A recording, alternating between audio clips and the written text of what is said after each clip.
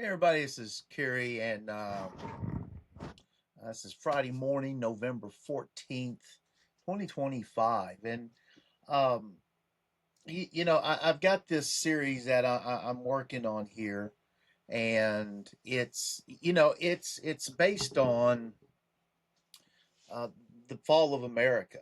Um, and it's already been set in place. It's set in stone that it's going to happen. If you read the Bible and if you believe in the Bible, which I can't tell you exactly which exactly percent of America says that oh I'm a Christian. They identify as Christian, and where they stand on the yes or no based on your beliefs. Um, but you know, at some point, we're going to turn against Israel. It's a given, and it's a matter of when. And it's real. I think it's a lot. I think it's a lot closer than people realize. And one of the steps in here is Mamdani being elected the mayor of New York. And as he's preparing to take over, so the first thing he did, he made this statement that his transition team is based on these five women, okay? And um,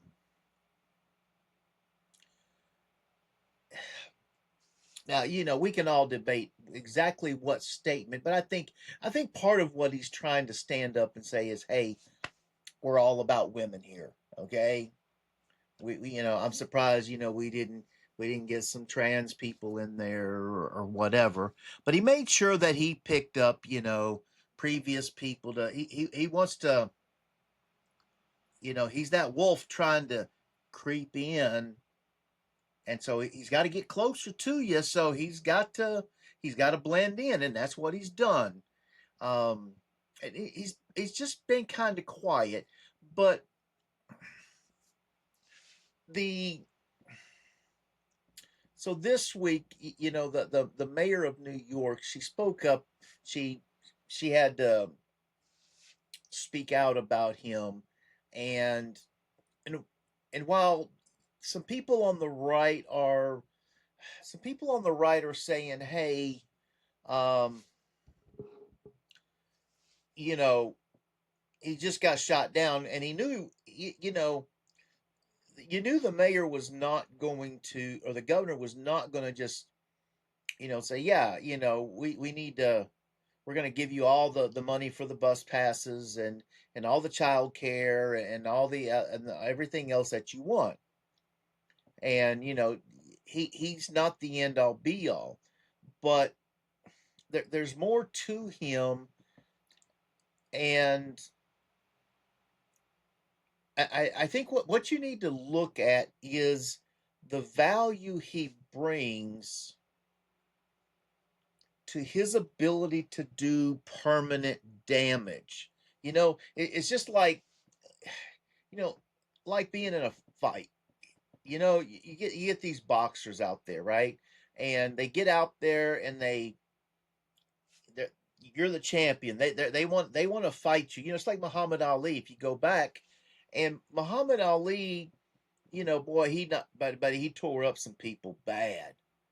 But he took a lot of punch. He had a lot of fights and he had a lot of punches.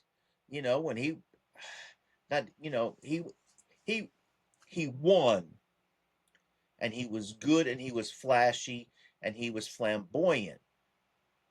But when you say how much greater was he than everybody else, well, he was better. Okay, he was the one. But the other guys, they inflicted damage on him along the way, right? And so eventually, like they talk about, his last couple fights, and they're like, I mean, these days the doctors would probably just go, no, you're. They would go tell the press. They would they would put you out of business as a boxer because of your your likelihood of hurting yourself. of doing a lot of permanent damage, and that's what he did. He overruled the doctors, fought, and and that's he brought Parkinson's on himself because of the damage that he had, to his brain. And he admitted later, yeah, he shouldn't have done that stuff. But here's what I want to say about Mamdani is, he's not he got dealt a lot of blows this week because the governor said, "Hey, these things are not going to happen like you think. Sorry, people, don't worry about those things. We'll talk about them, but they're just not going to happen." Um, but what you need to here's what you need to focus on as people of New York. And I'm saying this because I don't live in New York, so you know that's saying it sucks to be you. Well, it does. You're living in New York. That's and he believes that ain't nobody moving out of New York. Yet, it's like that abusive husband that just keeps beating on you, and oh, I love him, and he says he'll never do it again until he does, but he means it this time, right? And that's what you have with Mamdani is he's made all these promises, and now he's going to come home mad because he didn't, he's not going to get his free buses. He's not going to get all the free daycare for everybody. He's not going to get, um, and so now he's been rattled, but he's going to do some damage to New York that is irreversible. Um, when you let's see here. I want to see if there's any update. Um, hang on one second.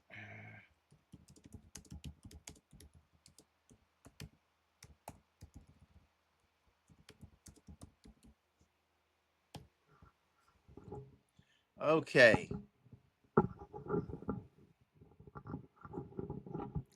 Well, for some reason, okay. All right. Here we go. All right. So the other day I did this. I'm doing screenshots here, so forgive me. Um,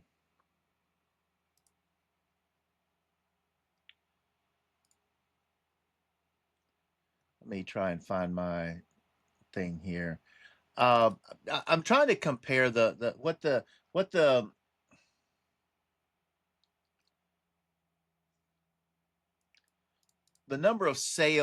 number of homes up for sale in New York, in New York City, for to be precise. And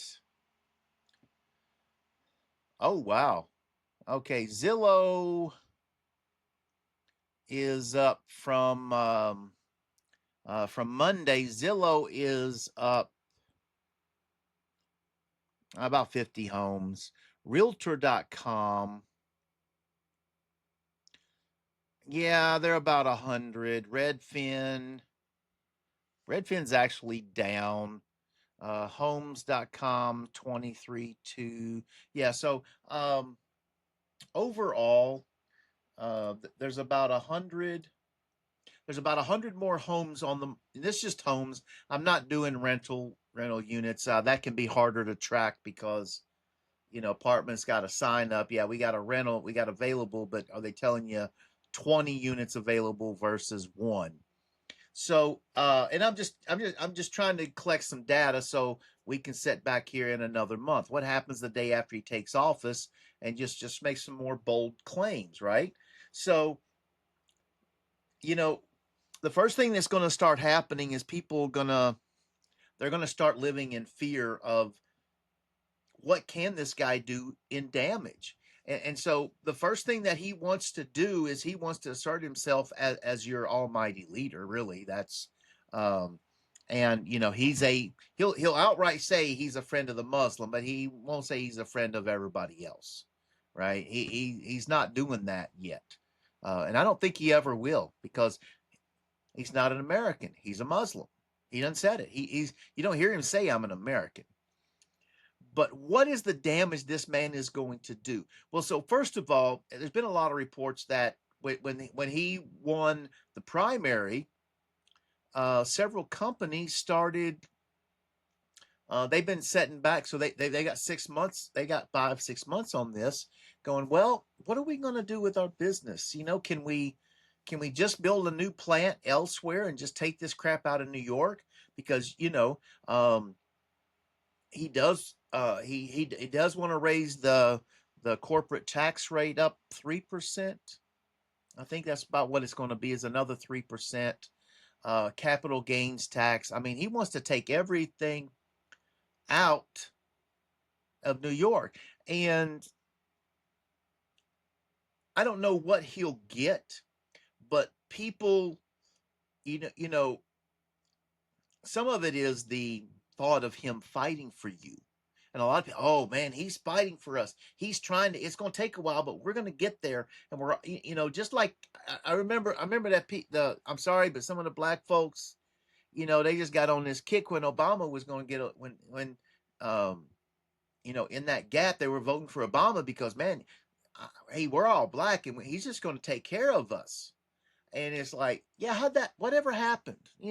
Obama did less for black people than anybody. I mean, he don't care about you, right? Well, that's the same thing that you have with Mamdani. He doesn't. His goals. Now, see, we never really understood what Obama's goals were. Like, who's he trying to? You know, he didn't. It ain't like he went and snagged some multi-billion-dollar deal to be somebody's CEO. Um, Clinton.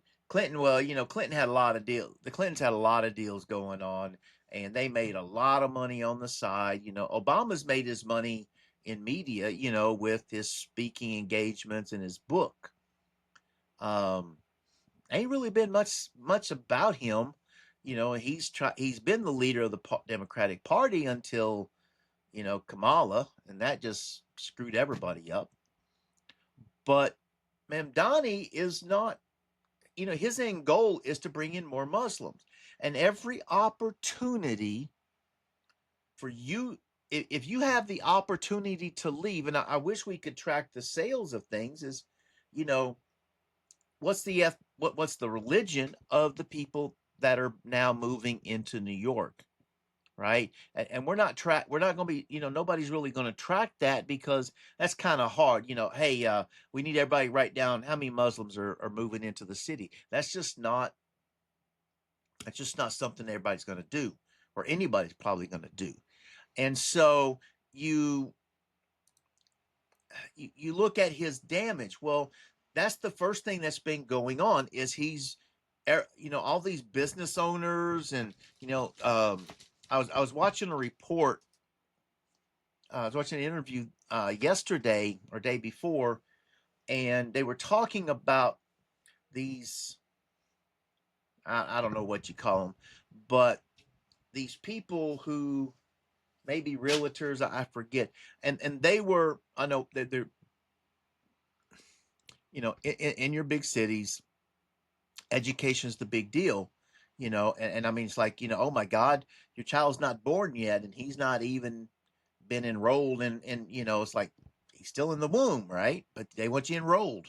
And so these people were sitting there going, hey, I got to find my kid a good school out of the city, right? That's the first thing, is they're thinking of their kids.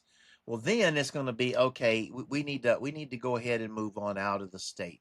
Let's go out elsewhere. We don't need to be here. That's the first thing, that it's already in process. And so this week I'm seeing 100 more homes on the market in New York, in the New York City, quote, whatever they classify that as. Sure, that's not a lot right now, but a lot of people are going to sit still and go, okay, we got Christmas coming up. He's going to take effect the 1st of January, and he can't tear down the world in on day one, right? It's going to be a process, But do you want to just wait until it all falls apart, till your home has no resale value?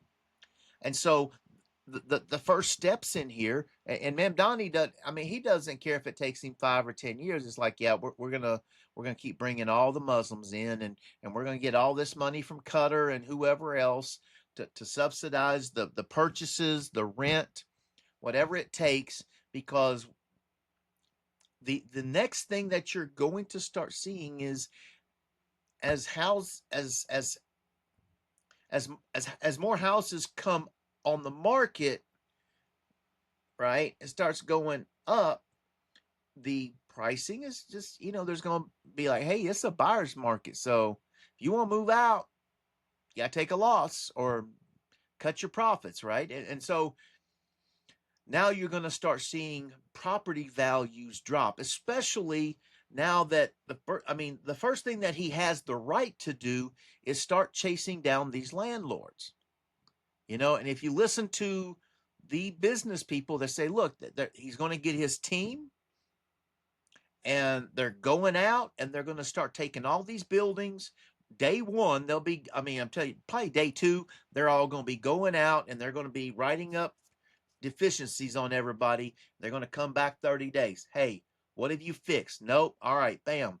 Now, if you're under the threat of rent freezes, you're going to be trying to milk get, I don't know what they're going to do, but if you're seeing impending doom, that you're going to work to keep people staying in your apartments and you don't make any money, then you're working for free. You're working for the man, all of it.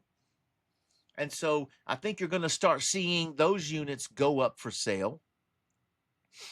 And then you're going to start seeing, the people who got apartments, starting 1 January, honestly, if you're renting, you got kids in school. It's probably, it's almost Christmas time. You're just going to, don't worry about it. We'll move, get it set up. School gets out the end of May, June, whatever, bam, and we're gone.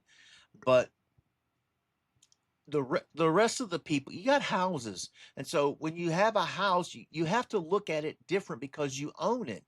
And just like the price of gold, cars, whatever, it should go up in valuation, but it can go down based on the current situation. And I think in New York, you're a product of your situation right now more than ever. And most people who, especially the people who were like, no, no, no, we don't want Mamdani. Guess what? We got Mamdani. And, you have to start reading the signs on the wall. When is it time to get to bail on this city?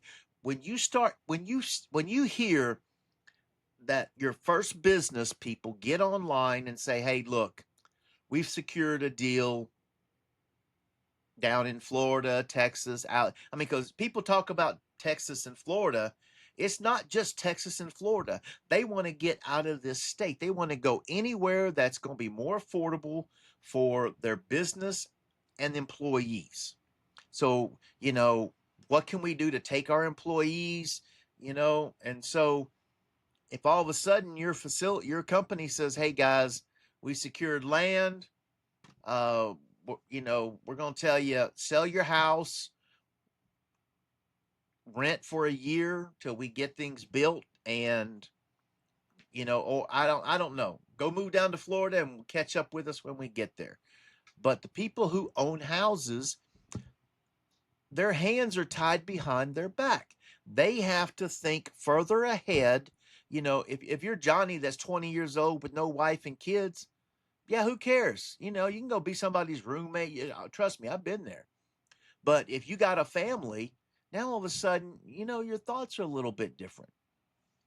All right, guys. So, what I want you to, if you're living in New York and you should by chance be following me, what I want you to keep your ear out is for businesses that are somebody's going, they just go ahead and call it quits.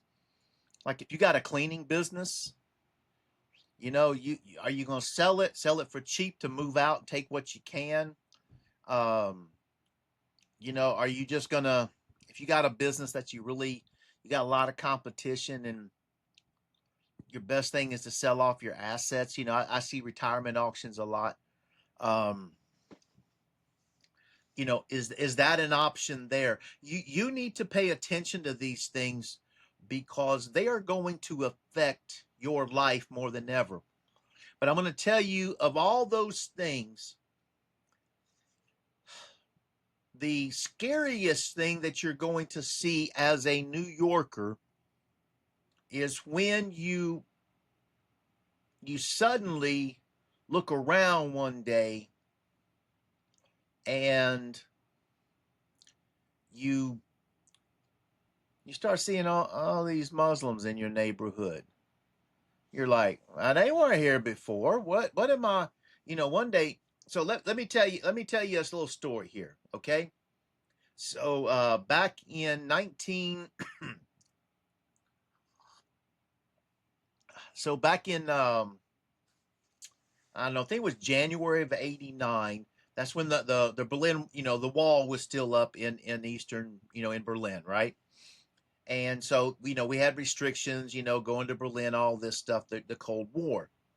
And so there was a military trip that would get sent out to battalions and all that, and they would select somebody to go. So I got selected that one year to take a 3-day trip to Berlin, and this dude Corey, who was upstairs in the Charlie Battery, he got to go. So what we had to do is we had to take the day train. We had to take the train up to Frankfurt, and then later, like 3 o'clock or so, we all had to meet at a certain designated spot. We had to check in, and then we took the night train over to Berlin. Right, and so it was designed that way, so you could, on a sleeping train, which in Europe it's very common, and um, we had like two stops when we hit the first checkpoint, going, entering into the East Germany area, and then the next checkpoint when we got to the Berlin checkpoint. And so at that point, the train stopped and they woke everybody up, and everybody came through and checked your IDs and stuff. So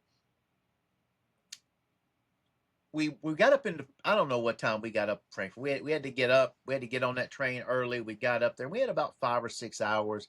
We're like, let's just go walking around. It was a Sunday, so it was all quiet, right? And so we're out walking through the streets of Frankfurt, and Frankfurt is, was their, well, the second biggest city next to Berlin, right?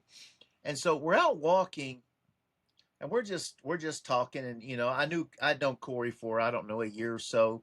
He ate in the mess hall all the time, and not nice guy. We'd partied some together, not much, but a little, and and I think we were both, what, 19 at the time, something like that. And so we're just walking. It's cold day, and everything, and we're walking, and this guy comes at us, and he obviously, with our haircuts and stuff, he saw we're American, and because he spoke in English, said, "Hey, you want some drugs?" And I didn't, I didn't smoke, and I've never done drugs. Okay, so um, I've had a lot of secondhand pot thanks to these new laws, but I've never smoked marijuana, even intentionally. So this guy walks by us and says, "Hey, you want some drugs?" And we stop, and we look at each other, and we're like, "Did he say what I thought he said?" So yeah, he wants some drugs. And the guy had stopped and looked at us, and we're like, "Nah." And so the guy walked on. But what happened that I never thought, okay?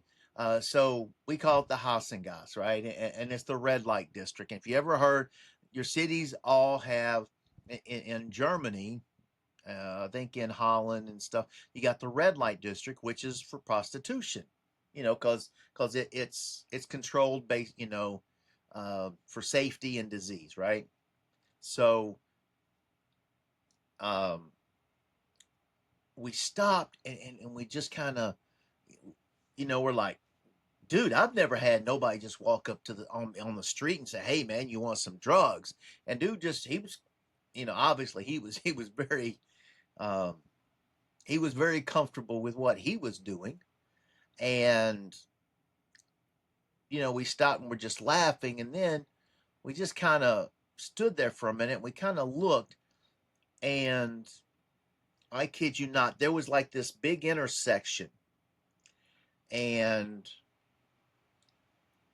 man, it would I don't know how tall it was, but on all both ways on all the streets there, I don't know, 4 6 stories tall, was the windows with red lights, and that's where they rented out. They had their little room they rented out, and there was a light out. It was red, and when they was with a client, they would turn the light off or not working.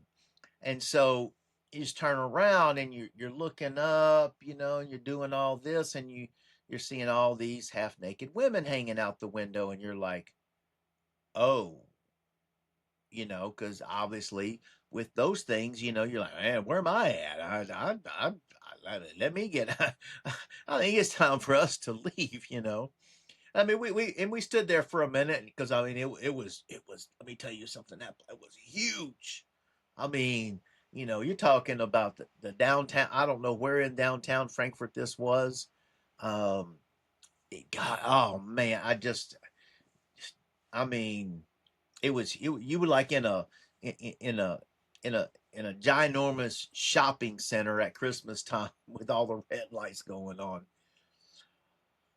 But it was the sudden realization of your surroundings, and now luckily, all the women were in their windows and we were on the ground walking. They started making calls to us, and um because we hadn't paid attention to anything until this guy asked for, offered us drugs. And I think that's where you're at in New York is you're just walking along and you're not paying attention. And then all of a sudden you're going to look up and you're going to see all these Muslims around you where you live, not just somewhere in town. It's where you live. And then when you and once that gets in your brain, you're not going to forget that. And everywhere you go, everybody's going to be Muslim. Yeah, I mean, you're going to be like, I mean, you're gonna see things you ain't ever thought. They've been there the whole time. You just haven't paid attention. Okay, but when they get to where they're going to affect you and your family, and then once this accelerates, right? You know, tell me this much: you live on a street with 10 houses. First Muslim moves in, you like, well, that's weird. Second one moves in, you're like, well, that's getting weird. Third one moves in, mm-mm. You're like, nah, honey, we're out because you're gonna start seeing the traffic you don't want to see. All right, and is it gonna, I don't know what point it's gonna start rattling you as people of New York, um, but as we'll talk about another day, it's gonna rattle out beyond the borders of New York City. It's gonna rattle out beyond the borders, and there's just gonna the I guess to me I would call it a tsunami effect because it's not gonna be just, oh, we're just right around New York and a couple miles here. No, no, no. This is gonna have a greater effect than you can imagine. All right, because let me put it this way, because we know that voting districts, towns, whatever, you got two kids, you live across the street from each other, but you might be in different voting districts. Your kids might not go to school with the kid they play with across the street. And so um if so you live in the New York, the Queensboro or Manhattan, whatever it is you live in, but let's say you live across the street, right? You're directly across the street, and you start seeing a lot of traffic that you don't like. You start seeing traffic, and you're like, oh no, you know what? Let's get out. Now all of a sudden, it's not just New York. It's it's got a buffer zone. And let me tell you something. This is Islam is a disease. All right. And it's gonna be spreading, and you don't want anything to do with it. Let me tell you something. And so he's not even in office, but already people are talking about the next mayor. But um, I hate to tell you, folks, here's something you need to think about real fast. The first people gonna be moving out of New York are Republicans. Okay, any Democratic, smart Democrats and Republicans. They're gonna be dumb Republicans. They're gonna be smart Republicans. They're gonna be the first ones getting out of New York. So when you talk about the next election 4 years down the road, what do you, Mamdani? He didn't win in a landslide. Okay, he won by 9 points. Well, how much in points, right? He was up here. Now you say, well, the next time we'll get that other percent to vote him out, and we'll get back on track with a good Democrat. Yeah. Now it's not going to happen that way because he's going to make more promises, and what you're going to see is the base that was holding steady over here, the Republicans, they're now going to start going away. You're not going to like the Republican person because he's going to tell you the truth. And honestly, the Democrats are y'all hate Republicans now. We're the worst thing ever. So now if the first people moving out are going to be Republicans, then who's going to be there to change your mayor? You've not thought this through. You've not thought this through. And things are already tough in New York. I believe they said Texas and Florida are already registering their own stock exchanges. So basically, who needs Wall Street? Wall Street starts moving out. So the next thing here, I'm gonna start showing you who's already moving out of New York and how many, and they're taking big time jobs. So all that tax money he wants, I'm telling you, New York, you're gonna be. I bet I'm gonna tell you this much. I bet within 2 years, New York is gonna be a slum city. You're gonna be a third world slum city, and I'm gonna tell you what, you ain't gonna find a white boy in New York. They gonna pack up and move. Let me tell you something. The Republicans, they out. If it was me, I'd be on the interweb. I'd be looking for a job somewhere, looking for a place. Hey, you know what? Let's take a tent somewhere. Let's get out of this city. So, guys, I've been ranting on this for a little bit. He ain't even governor yet, and he's already destroyed your city. Mamdani has destroyed New York, and he is not the governor yet. You need to think about every bad possibility because I'm going to tell you, probably 9 out of 10 are going to happen to you. All right. And this, anyway, guys, you have a wonderful day. God bless you. Find you a good church, folks. Find you a good church. That is your only hope. All right. God bless you. Have a good day.